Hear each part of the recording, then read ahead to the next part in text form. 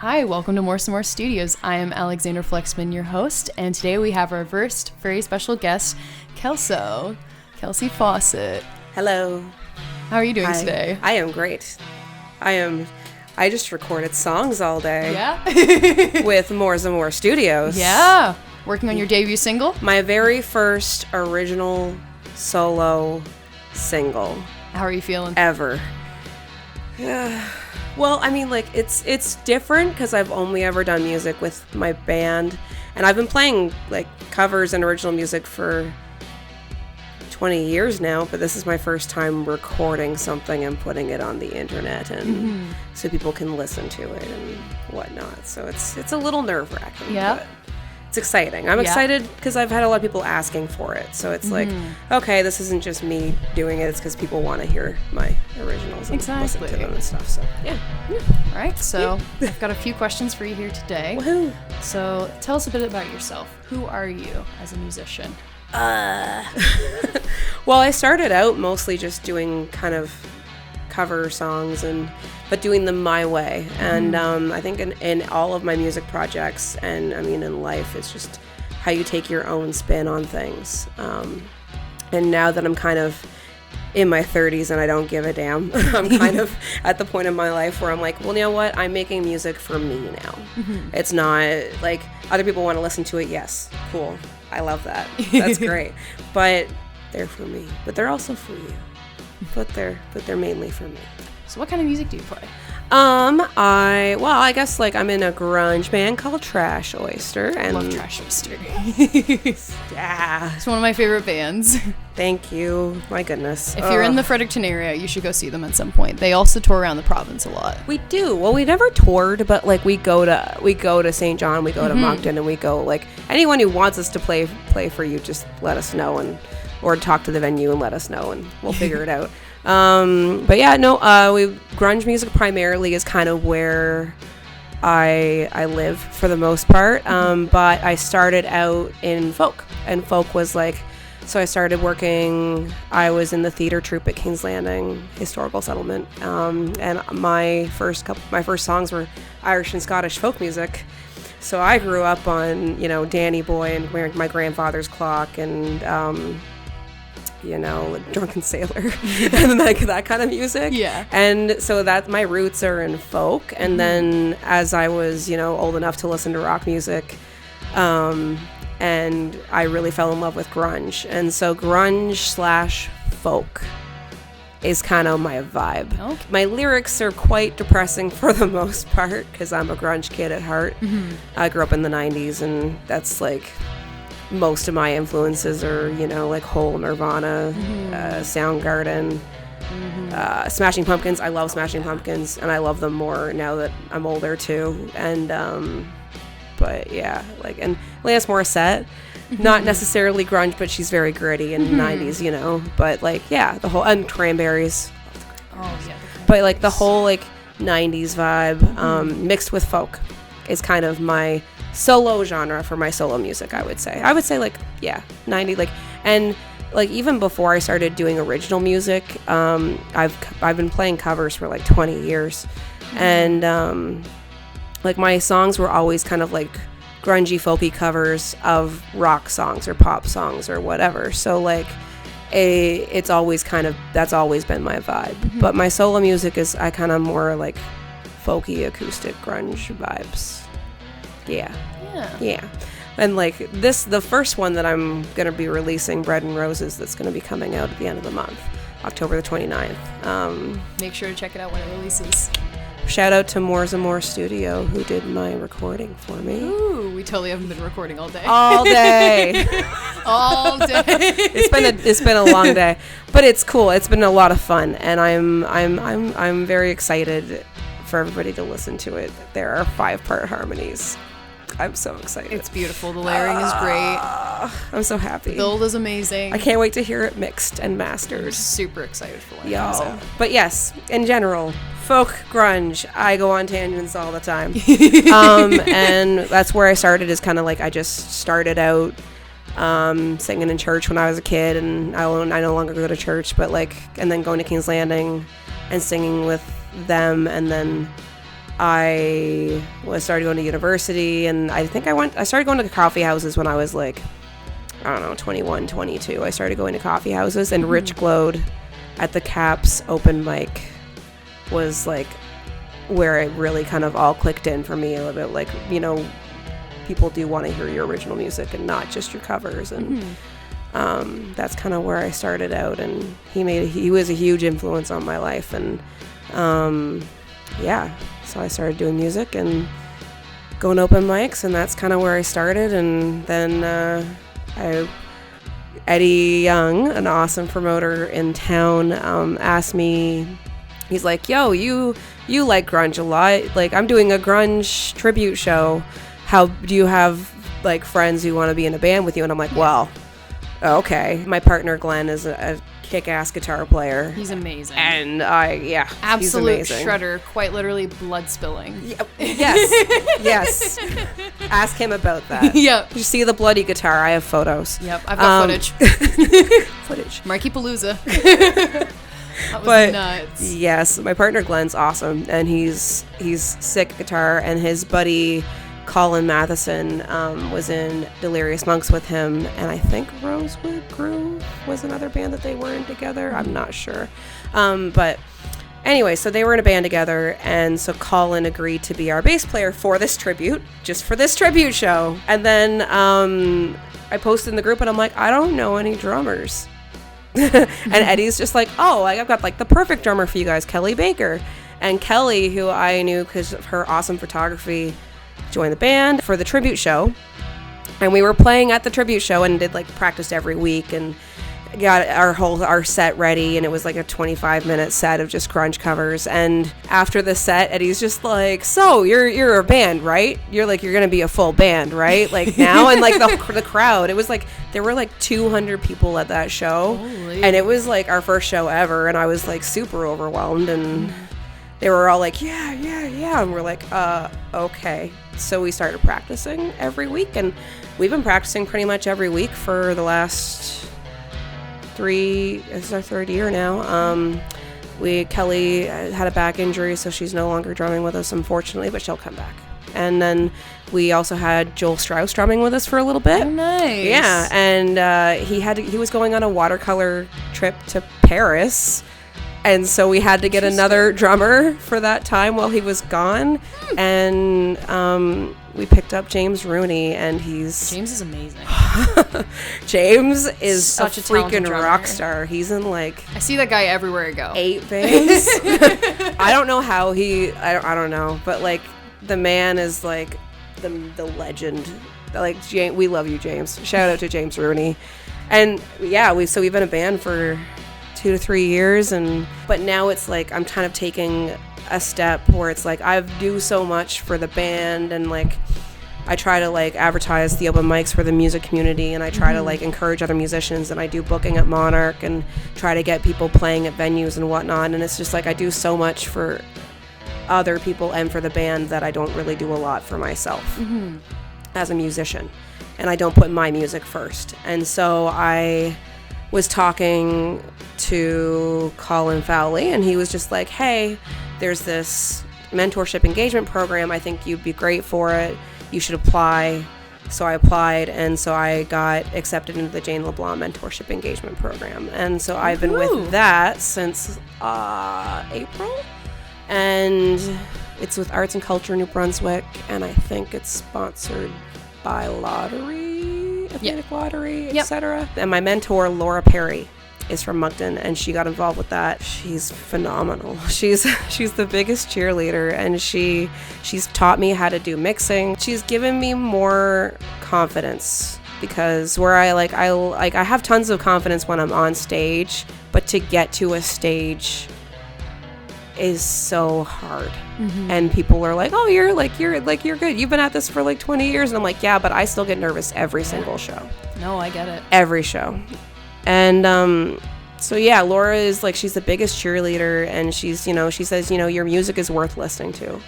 and you are worth listening to, and your lyrics are not corny, even though you think that they are. Or maybe they are, but it's fine. Get over it. You know? Mean a lot to someone. Like, someone's going to benefit from my lyrics, whether it's me or someone else. And honestly, I write my music for me.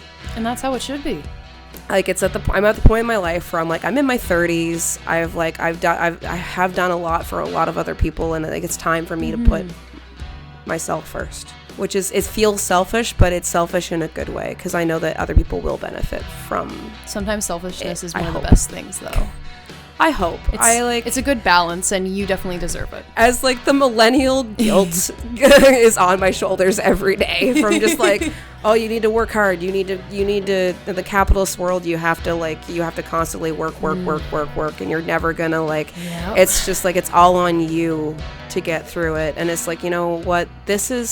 Music is my outlet. Music is the way that I get all the stuff that I'm dealing with in life out, and how I get over what I'm working through. And it's like, it's for me, but I know that it will probably also help somebody else who's also going through similar situations. And so that's kind of like my music story. Yeah. In like 10 minutes. Because I like to rant sometimes, but it's fine. We always need a little bit of a tangent here and there. It's usually a daily occurrence for me. Long story short, my music is for me, but it's also for you.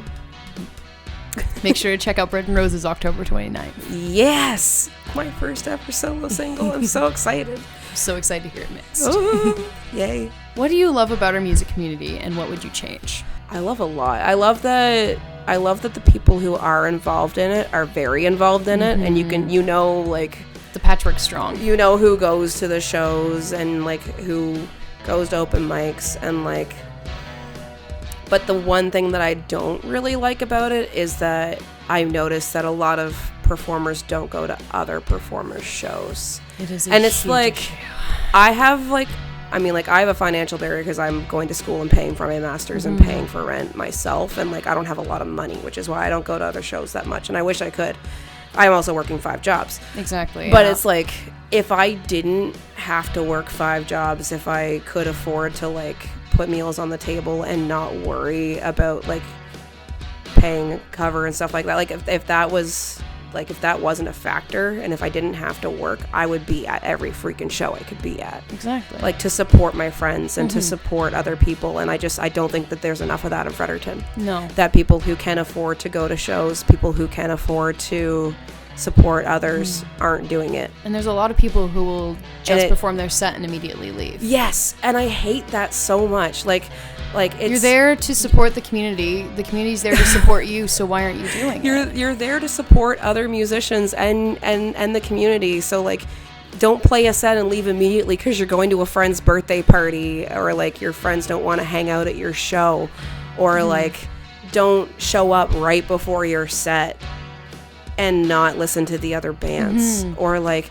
it's supposed to be a community. And isn't the entire point because you love music and you want to go and listen to music? Like, yeah. I don't understand it myself, because personally I've stayed for every single show for the entire thing, and bands can confirm this. Eddie can confirm this. Like, confirm this. Yeah. There's only been 2 times I haven't, and it's because I've had a drive that's then left early. Yeah, or you've had to work at like 6 a.m. the next day, and that's also super understandable. Yeah, but it's very rare I don't stay for an entire show. Yeah, and I'm also in a similar situation where I can't go out much. Like, public transportation isn't super cheap here, but like, even like that, like, it's mostly just a financial thing. Or I'm working a lot. Like, I have a lot that I do in the studio, so like, I completely understand you there. So it's like, it's a community, and we do support each other online, which is great, and I love that. But I think people need to be more present and going to shows. And if you can afford it and you have the time, and you don't have to work or do other things, go to a show. Go support your friends. Buy merch. If you can't make it to a show, support them in other ways. Share their shows. Invite other friends to a show, even if you can't go. Buy merch. Yeah, one of the best ways to support artists is supporting them directly, not streaming, because they get 0.003 cents if that song is streamed for over 30 seconds. Bandcamp Fridays especially, because like the artist gets the full amount. But like, there's community in Fredericton in the music community, and like I definitely don't get to go to as many shows as I wish I could. No, like I wish I could, but like it's like, but the people who can don't.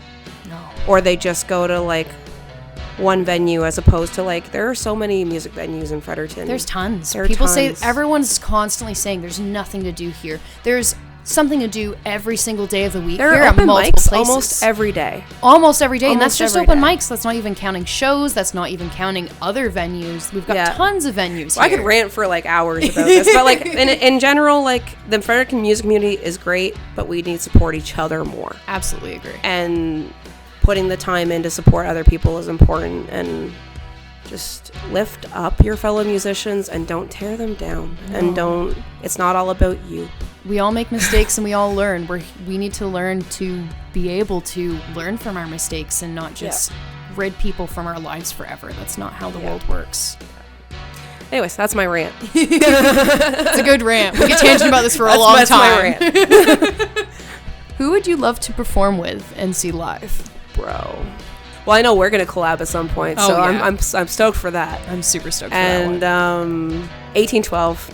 I love those boys, and I definitely like, and I know that like Dave and I have been talking about like me doing harmony or like doing some kind of a collab with them, with Trash Oyster and 1812. Oh, like a super band for one song, like that would be wicked, absolutely wicked. Yeah. I think I would love to collab with 1812, and I know that we've talked about it. We just need to sit down and schedule it. Mm-hmm. But yeah, those boys, because they're a lot of fun, and yeah, they're awesome. And you, that's what, like, right.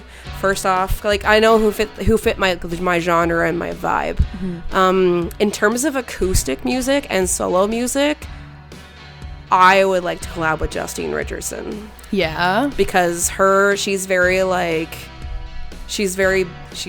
can I swear? She's a badass. Yes. She's a badass. And I look up to her a lot. And Kendra Gale and Justine Richardson, like, to do like a super group kind of like collab song. Oh, that would be sick. With like, that'd be so fun. Because Kendra also has like a really gritty, like grungy voice. Like I'm just trying to think of like all the kind of grungy, gritty femme-esque voices. But as a gender fluid kiddo, like I vibe more with my femme pals than I do with my mask bros. I gotcha. Yeah. But yeah, no, like that's where I'm. Kendra Gale and Justine Richardson. Like I think it would be a sick collab. Imagine the harmonies. Sorry. Okay. Anyways, I might talk to them about that. I probably should now. I'll have to tag them in this. That's a good question. What are your career goals and dreams? Career goals and dreams. Career. Like, it'd be nice to have music be a career, but these days and like in this day and age, you can't do it full time. I wish you could, but you can't. Very hard. It would be nice to, I mean, even just like kind of what I'm doing now, like play music for friends. I would like to put more music out. Yeah. For solo stuff, like after I'm done after I get the first one out and get like all the jitters out, I want to just do like, you know, acoustic, stripped down, me and a guitar, like not all the bells and whistles, but like just be like, this is what it's like when I'm live, so like why not listen to this on a recording. I'd like to do more solo music, and I think that I'm now at a point in my life where I want to do more writing for, you know, like me, but also for others, and you know what I mean. Like, I get what you mean. Yeah, I'm at the point in my life where it's like it's my present to myself. It's a good present. Music, and music is healing for everybody, so exactly. But yeah, I want to do like some more solo stuff. That's like, and like the Jane LeBlanc program's really like instilled that it's like you can do it. It's hard to have the resources for that kind of thing, but like now that I've learned so much from Laura, and like Colin Fowley's helped out a lot, Olivier LeBlanc has helped out quite a bit, and just given me like really good advice, and I'm looking forward to implementing that and just taking what from our conversations, what I will apply to my music and going from there. you know, like making my own sound and like what do I want to sound like. Having like even like it's even without having a career goal, just being like even a life goal is like finding out who I am as a musician, not with other people. Yeah. That's like, that's an awesome goal. Yeah. And the last question I've got for you, okay, if you had one wish, what would it be? I wouldn't have to work so much so I can enjoy music more or go to shows or like, I guess, be a musician more and just like, I guess not having to work as much. Yeah. Not having to pay as much money to the band.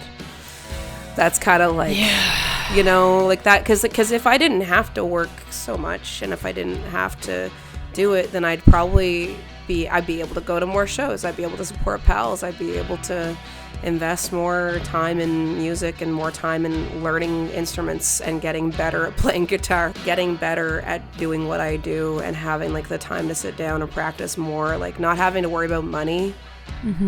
Like it would like, it sounds like a dream. I'm also learning to apply for grants as part of the program, so I'm going to be applying for a bunch of grants and hopefully can make money so that I can stop working as much so that I feel you there. So that I can actually focus on my music and, you know, help myself and help others. So like that's another one goal in the career is to write more grants so that I can get more financial support so I can work less so I can enjoy music more and be more involved in the scene. It gives back. Grants that lead to a better life. Yes. But yeah, anyways, that's my vibe. And yeah, my first original song, Bread and Roses, is coming out October 29th. October 29th. Recorded here at MORSAMOUR Studios today. Here at MORSAMOUR Studios. There's like a little like clip at the end with the special guest Hubie. Hubie the kitty cat going meow at the very end of the track. Awesome. Well, thank you so much for coming on, Kelsey. Thank you for having me. I am Alexander Flexman at MORSAMOUR Studios, your host today, and this is episode 1 of the podcast. Yeah. Get out! Stop! Crazy bean. Oh, I'm still recording the audio.